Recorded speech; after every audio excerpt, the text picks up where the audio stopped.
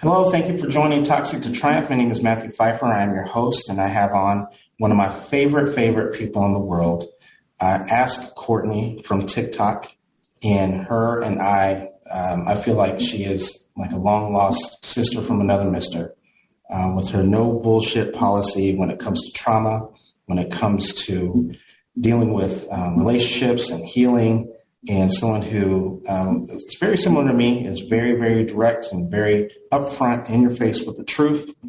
Courtney, thank you very much for joining us. And if you can just tell us a little bit about yourself, tell us a little bit about how you got into it, and a little bit about what you're doing now. Well, thanks for having me, first of all. I'm super excited. You happen to be one of my favorites as well. A longtime fan here. Love your stuff. So yes, I feel like we definitely are very kismic when it comes to, our content and just kind of our overall beliefs. Absolutely. So just excited to be here. A little bit about myself. I have my own trauma history that's quite significant. And so right in high school, started taking some classes and then went to college. And then I was in the field at like 20, 22, something like that. And for 15 years, I did trauma work. Mm-hmm. And I worked in many facets of mental health, from intensive-based services, clinical services, to, group home and foster care and residential. And I even did investigations with the state when it started to, with abuse as well. And then I did that for 15 years, counseled a lot of people, and in that time healed myself. Yeah. And so I randomly started a TikTok account, not even a year ago, and was like, we'll just kind of post on there. And then through that process, and a little bit prior to that, I've been coaching for several years as well. So that's kind of where I've found myself and found my tribe, I guess you could say. Yep, absolutely. Well, I'm thankful to be a part of that tribe now, and I'm thankful to have you as a part of my tribe.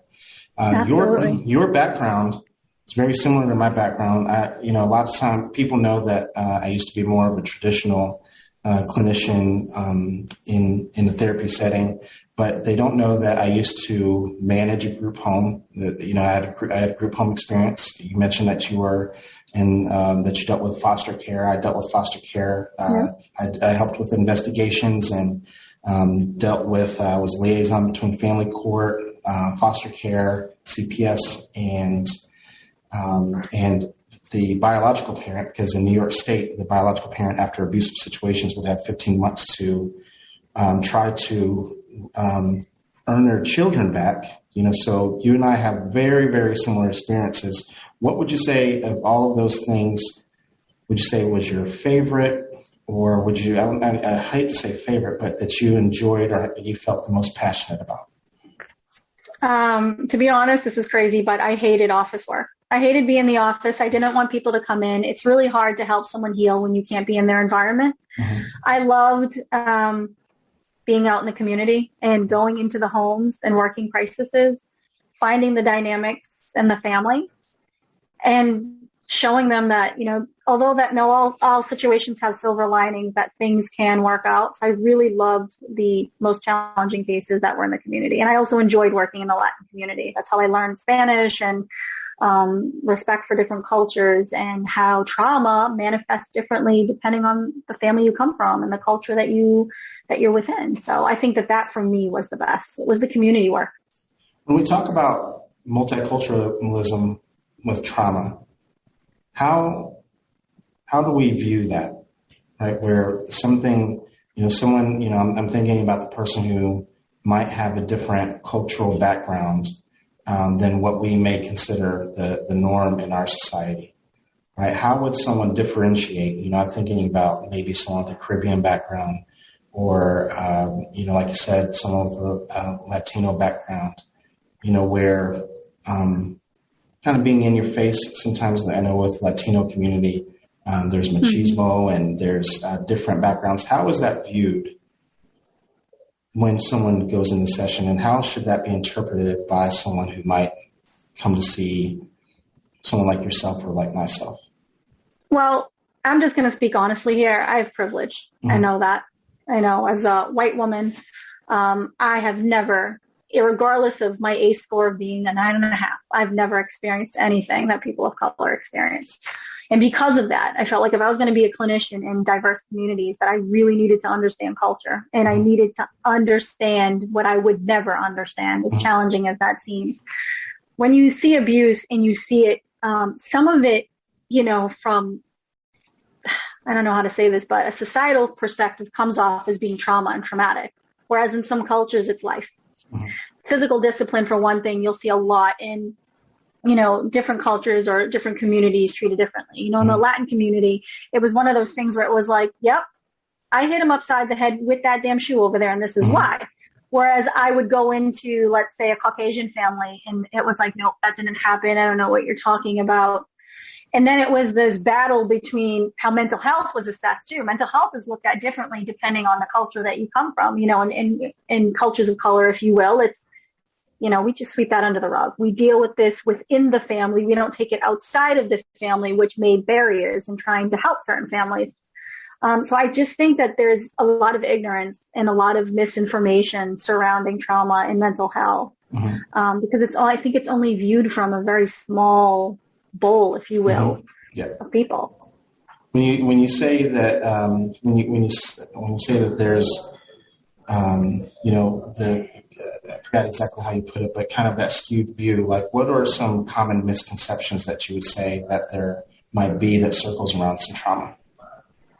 Well, like I said, having privilege, I think, made me want to look at things a lot differently. And I had a lot of ignorant views when I first started. Even the way that you're taught in schools and stuff like that, they have you like profile and stereotype. So I had to kind of see from this perspective, like, how can I utilize this privilege that I have in a way that is going to give other people voices that they wouldn't have? And so I studied a lot into that. And what I noticed is that there's this huge misperception that in like Latin households or Black households that, the mothers are useless and are taking state assistance and have all these mental health issues, and they're hitting their kids, and the fathers aren't there. When that's still far from the truth. That's not what you see. So there's this misperception with trauma and mental health that it's like because the parents are messed up and partying and dealing drugs and doing all these things they shouldn't. And that's not what it is at all. It's this deep-seated bath of poverty and the inability to access services that are needed, as well as generational trauma. So there's just terrible stereotypes and misperceptions. Yeah, exactly. People are trying to survive. And sometimes, I tell people that this comes up quite often when I don't know if you've dealt, well, I know you've dealt with it, right? But I don't know if you feel the same way when people begin to share about their reactive abuse. Or they begin to share about some things that they went through as a child, and they are very unforgiving of themselves of reactive abuse or the fact that they learned something as a child. I was like, what else were you supposed to learn? You had a narcissistic, abusive parent. What else were you supposed to learn? Yeah. Right? So, and I think people gaslight themselves. They do. What does that look like when someone's gaslighting themselves? I should have known better. I mean, that's really no big deal. People have it worse off than me. It was just ridiculous. I just should have known. I should have known better. Here I am making it all about me. People are just really downplaying and validating themselves and gaslighting themselves. Like, I just needed to be stronger. I have a weak mind, or, I just can't handle a lot of things. At which point, I let them say what they have to say. But at the end of it, I'll ask them, well, did you know anything other than that? And they'll look at me like, well, no. And it was like, okay, so you can't beat yourself up for what you weren't aware of. Right. You just can't, because all you're doing is furthering your abuse. Yeah. How does someone get to that point, right, where they transition from living this life where the abuse and the trauma is normal, to a position that they realize that they can actually be healed from it, that they can actually live a much better life? How does that transition happen, and when does that transition take place? So I love that question, and I wish I had a black and white answer for it. What I can say is it's different for every person. Oftentimes, I have people that will come to me and say, we'll do coaching. I had a great childhood. I just don't know why I have all these trauma responses. And I was like, okay. So I encourage everybody, take the time to ask yourself questions. Spend time with yourself every day. Most of it is because people aren't self-aware. People don't spend time. We're so busy running around doing this, doing that, surviving, paying our bills and doing this, that we don't just sit. We don't lean into ourselves and understand ourselves. And that's when these aha moments happen. For me, my healing came, with the support of my husband constantly trying to put in my face in front of me. And I was a clinician, like, hello. It was really having to sit with myself and, ask myself questions. The more questions you ask yourself, the more aware that you become, the more hungry you become, and you need that feeling of like, I need more of that. I want more of that. I just want to heal. I want to become more, self-motivated. And that just doesn't come until you start asking yourself questions. So if someone's sitting here right now listening to this podcast and being like, oh my God, like, I want that. You just have to sit and ask yourself, what did my childhood look like? What did I perceive to be normal about it? Was it what I often saw in other families? How did my parents cope with challenges in the home? How did my parents help make my needs met? Did they make my needs met? What did asking for help look like? Like, you start asking all of these questions, then all of these little answers start popping up. And then that's where the tough work becomes, because your rose-colored glasses are off of you. So, it's different for everybody. I know I ask people, when we go back to their childhood, we bring out a certain moment that they may have needed something, where they were crying for their parent and they felt neglected at that moment. What did you need as a child? If you were that child's parent, if you were back then, what did you want? What did you need? Right. And so, with that being said, when you say lean in, what does lean in look like leaning into? Is it leaning into your emotions? Is it leaning into the trauma? What does leaning in look like? So this is something that, like I said, my husband, he was instrumental in my healing too. But he would always tell me, like, you need to lean into it. And I was like, what the heck does that mean? Like, lean into what? Like, I don't want to deal with this stuff. I'm trying to get away from this. But that's how you get away from it, is acknowledging it. So in a hypothetical, like when you just asked that question of like, what did you need as a child? Let's say you're able to say, I needed somebody to listen. Mm-hmm. So then you do that for yourself. So when your body feels a certain way, you don't say, okay, I got to go do this. I got to stay busy, because that's the trauma response. You sit. You lean into it. When you're anxious, you sit with your anxiousness. You lean into it. Like, okay, I feel anxious right now. Then you start processing what's going on in my life that I don't have control over. Or is this person safe? Or are my bills paid? You do by deductive reasoning, trying to figure out what is that. Leaning into it. That's inviting it. I always tell people, do you ever wonder why happiness is the most fleeting emotion to leave you, come and go like this? And most people are like, why is that? And it's like, it's because you embrace it. That's why sadness and anger just linger. You run away from it. You don't accept it. And so your brain just keeps pumping it to you. The moment you sit there and you just say, you know what? All right, I'm fucking sad. All right, sadness, let's go. And you just lean, like you just allow yourself to fall into it. You're telling your body, okay, I hear you. I validate you, that inner child in you. You process through it quicker. It's the same concept. Yeah, I tell people all the time that, a lot of times people not acknowledging, not validating those feelings, our emotions get trapped in our body. They don't go anywhere, right? They literally get trapped in our body, right? If you don't process it. And then guess what? I did a video about this the other day, that you're going to begin to have issues down the road. Your emotions are like the lights on the dashboard of your car. If the light comes on and you need gas, right? Your gas light comes on. You need to stop and get gas. If you don't, guess what? I promise you're going to have some issues down the road. Your check engine light comes on. I promise you will have some issues down the road if you don't get that checked. Same thing with your emotions. Exactly how you explained it. You have anxiety. You're angry. If you don't lean into it the way that you just put it, if you don't process it, somewhere down the road, you're going to have issues. Right? It could be 5 miles down the road. Like if you're running out of gas, it could be 55,000 miles down the road. But something's going to happen. It's going to come up. It's going to come out some way, one way or another. What about people who, I'm sure you've heard this before, where someone says that I don't even know what I feel. So what is that called? Alexithymia? alexithymia. Alexithymia. So it's a term where it just means that like one's ability to connect with their own emotions, like you can't put a name with it. And the reason why someone doesn't know how they feel is because they haven't spent enough time alone. They have spent so much time running from what broke them that they almost kind of disconnected from themselves, where they feel, and I don't want to use like the disassociation terms of personalized, but they really aren't within themselves anymore.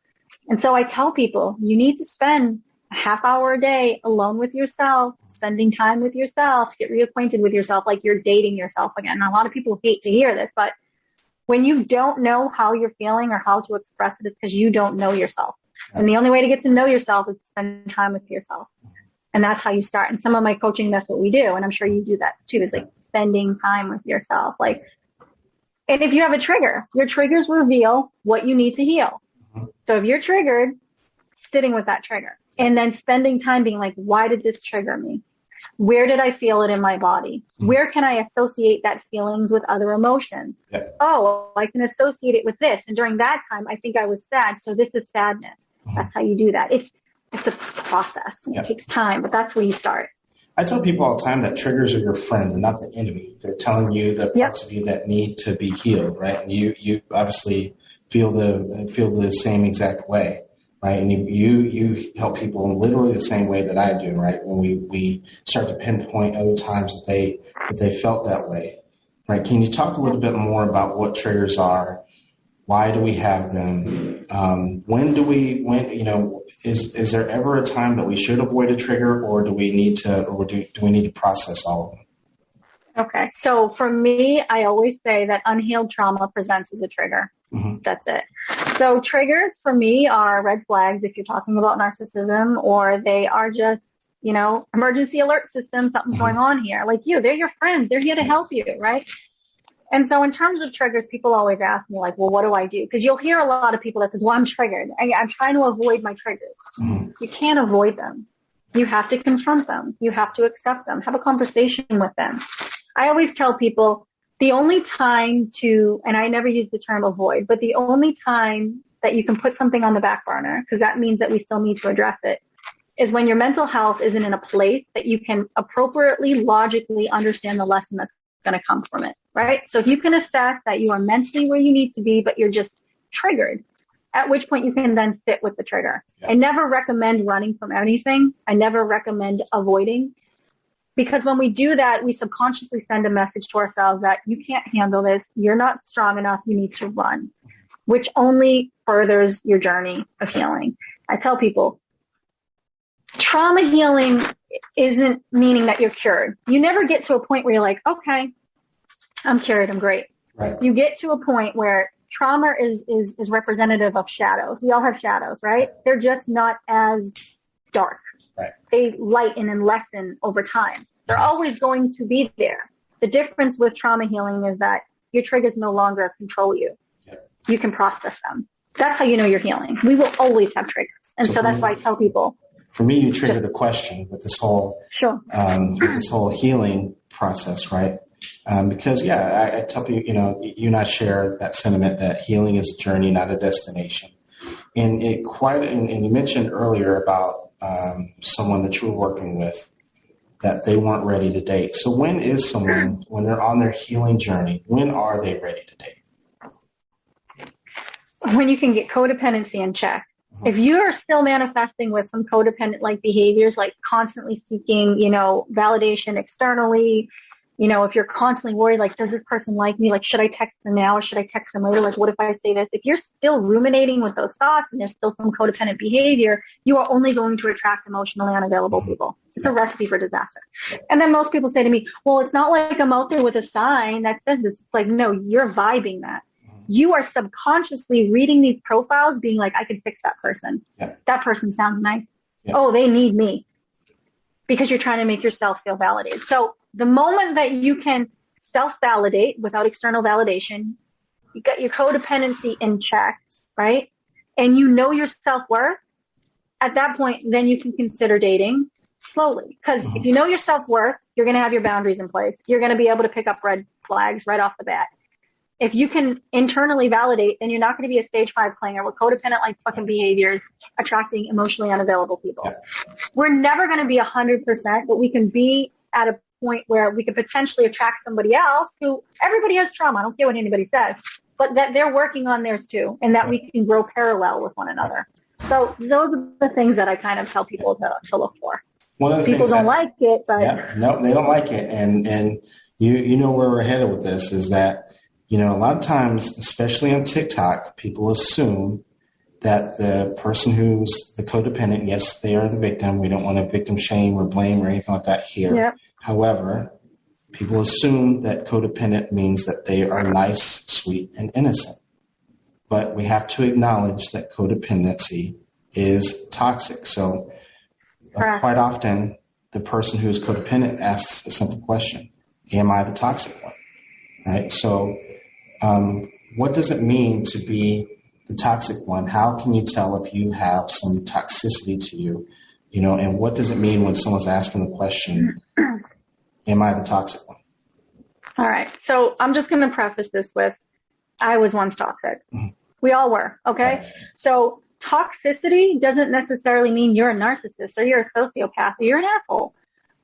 Toxicity within oneself means just that. We have behaviors that are toxic and unhealthy for ourselves and for other people. And so therefore we are contributing to our situation. Correct? Like, so sometimes we are part of the problem because codependency is toxic like behaviors.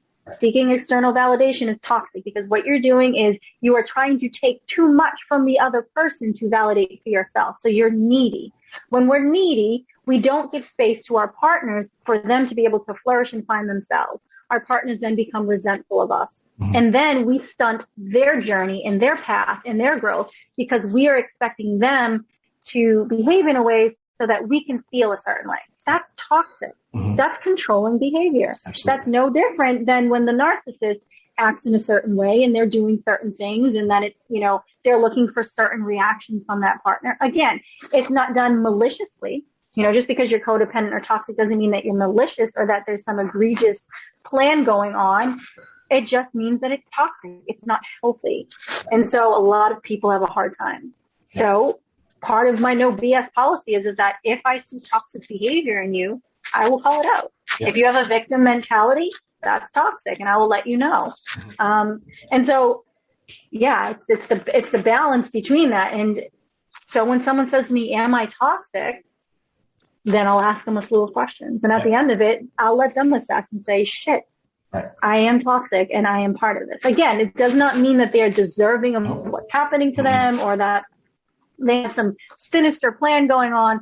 It just simply means that they are part of the reason why they're stuck where they are. Now, when you have someone with all those poor boundaries and codependency and all of that stuff, and then you have a narcissist, it is the perfect storm for that trauma bond to build because you are constantly seeking that validation and you are never going to get it from that person. And just when you get a little bit, it just keeps going. Yeah. And so I'm sure you see this in your practice. So absolutely. Yeah. It's tough. It is tough, you know, and clinically they call it the codependent narcissistic dance, right? Where one person is taking the lead, the other one has to constantly follow, and one person is constantly taking, the other person has to constantly give, right? Where neither one of them are being satisfied. They think they're the perfect match, and ultimately they're the destruction of one another.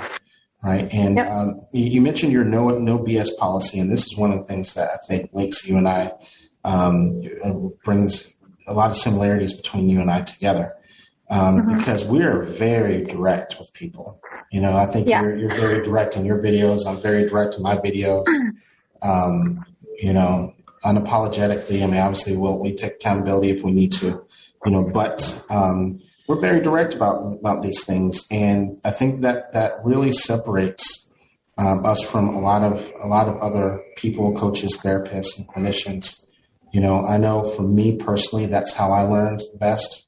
I had someone hit me right between the eyes when I was going through this, and tell me exactly what you said about some toxic behaviors and that were leading to some unhealthy relationships that I was in. You know, and so what does it mean to have a no BS policy, and why is that so important with people who are going through this? So my no BS policy is that I am not here to be your friend. I don't care if you like me, because, at the end of the day, whether you like me or not has nothing to do with your healing journey and you being better. Right. And so no BS for me means is that I'm not going to pacify you. I'm not going to tell you you're right when you're wrong. And if you walk away from coaching because you're not ready to hear what I have to hear, then you're not ready to heal, and that's cool. We're fine. And there's no hard feelings. I did not get to where I was because people placated me or acted a certain way or pacified me. I stayed where I was because there were people in my life who did not want to see me succeed. There were people in my life that wanted to keep me right where I was because they loved me for my trauma responses. Right. The only person in my life other than myself was my husband that challenged me. He constantly put in my face, and you'll hear him in our podcast. He'll call me out or whatever. He's my compass. He keeps me where I need to be. If it wasn't for that, and it wasn't for my awareness and desire to be that, I would be where I was years ago. And I can't even fathom being that same woman that I was. Yep. So my no BS policy means is strictly that. Don't lie to me, because I'll know if you're lying to me. Mm-hmm. There are two sides to every story. Your side's not the right side. It's somewhere in the middle. I will challenge you on what we have to say, and that's it. Because when we are emotionally charged, we only see what we want to see. Right. And then we come to coaching or we go to therapy and we say our sides. And we want someone to validate us. We want someone to be like, you're right. It's okay to feel that way. I'm not always going to say that. I'm going to say your spouse was right. Right. Your friend at work was right to call you out on that. So let's talk about how that feels. Yep. And I think that no BS policy is the only way we get better. Yep. This isn't about weak minds or strong minds or having tough, thick skin. Yep.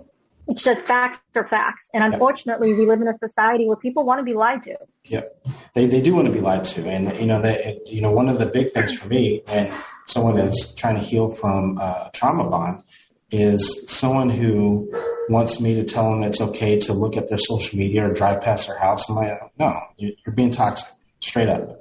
Right. And, I'm what's taking me so long to heal? Because you're looking at their social media.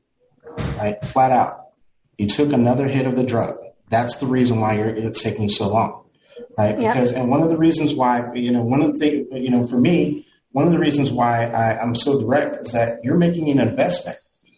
Part of the, I'm not sure if you feel the same way, but part of the reason why you hired me as a coach and to help you out is so then it doesn't take as long, right? It shouldn't take you as long as it took for me, right? And so we're coming from, and I can speak that I'm coming from a place of compassion, that it shouldn't take you multiple years and decades to try to figure all this stuff out. Like, let's try to cut this down in half, I don't even want to put a time frame on it because everyone's different.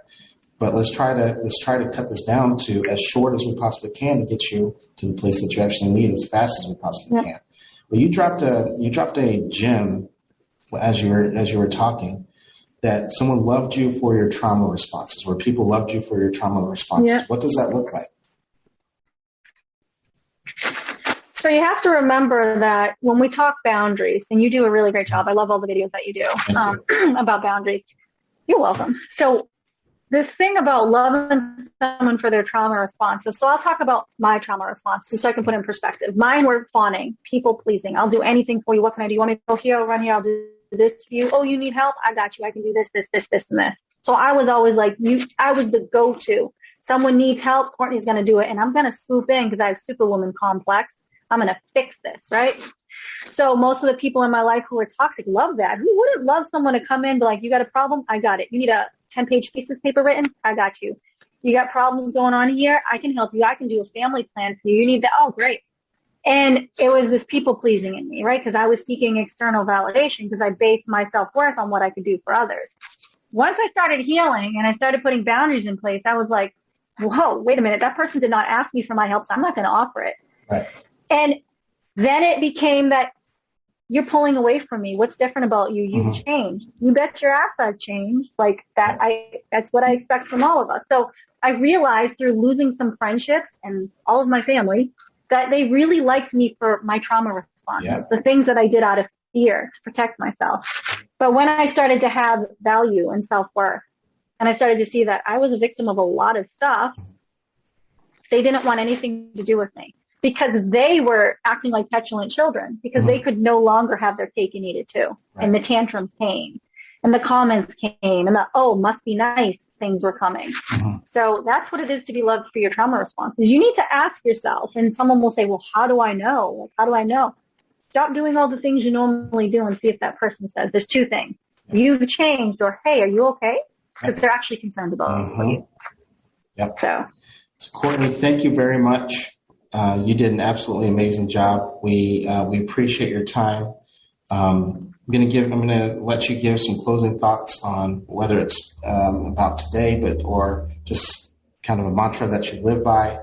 But thank you very much for joining us and for your time again. And I'm going to turn it over to you and just kind of give us some closing thoughts on, like I said, maybe something we talked about or something that you think that people could kind of live by, so to speak. So one of the things that I live by every day is that I am going to conceive whatever it is that I believe. I am going to attract whatever it is that I put out there, and I will manifest whatever it is if I believe in it. If you do not believe that you can heal, you won't. If you don't believe that you have it in you to overcome the obstacles that you need to overcome, you won't. You have to believe it. And so people will say to me all the time, well, I don't believe in myself. So that's where you start. You start believing in yourself, and people are like, well, how do I do that? You start building trust in yourself. Well, how do I do that? So it's easy. You make one promise to yourself every day that you're going to keep. When you can keep that for at least 21 days and build a new habit, you're learning trust again, you're learning commitment, and you're learning what it's like to show up. Once you start feeling what that feels like, you start seeing that life starts changing for you. You apply that same concept into everything that you do. So I leave you with that if you believe it, you'll be able to do it in time. And I'll also say that, like you said trauma healing, you don't put a timestamp on it. There's no timestamp. But if you're committed, you're motivated, and you're consistent with coaching, in a year and a half to 2 years, you'll be in a completely different place. Absolutely. I agree. It should not take 15, 20 years. No. When I hear someone tell me, I've been doing this for 50 years, I'm like, girl, you have not been doing it then. Nope. So that's it. Just believe in yourself. And there's no other way. And if you don't know how to believe in yourself, then you start making small promises to yourself, keep it. And then you'll start seeing that you're capable of things. So thank you for having me on today. I appreciate it. I think it was amazing. No problem. And so I look forward to definitely, maybe hanging out more in the future or doing for sure. No, we're definitely 100% going to have to make that happen. So ladies and gentlemen, This is Courtney. You can find her at Ask Courtney on TikTok and ask.courtney on TikTok and ask.courtney on Instagram too. Is it the same thing? It's Ask Courtney _. Ask Courtney _ on Instagram or on both? Yep. And then both of them. And then my podcast is Jay and Courtney's In It Together. Okay, great. So Jay and Courtney is In It Together, and they can find that on Spotify or Apple. Pretty much all the major platforms. Yep, all the major platforms. And it's also in my bio on TikTok if they get stuck. And for those of you who don't know, I'll have that in the show notes, so you can most definitely get in contact with her, listen to her podcast. Courtney, thank you again very much. And Thanks, we will Matt, definitely talk soon. me. No problem. All right. Take care.